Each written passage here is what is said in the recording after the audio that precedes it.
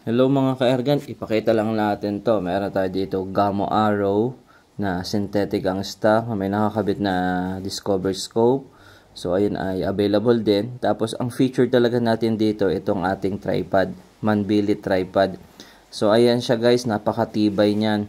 Lightweight or magaan. Tapos ay kaya pa niyang i-carry yan. Malaki yung kanyang ball head kaya hindi basta natutumba kahit medyo mabigat yung airgun. Hindi katulad ng mga una nating na benta na manipis yung ball head. Ito nga pala yung kanyang saddle clamp at saka yung 44mm na ball head. So ito yung kapag walang saddle clamp, yung ball head lang. Ito naman ang itsura ng ating saddle clamp. So ayan ay additional lang kung gusto mong isama yan.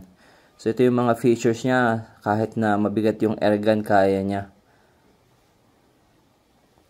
Kung interested po kayo, PM lang po kayo, may 5 pa po tayong available. At ito nga yung sample natin, tinagilid natin yung airgun, kaya pa rin niya. So PM lang po kung interested. Salamat!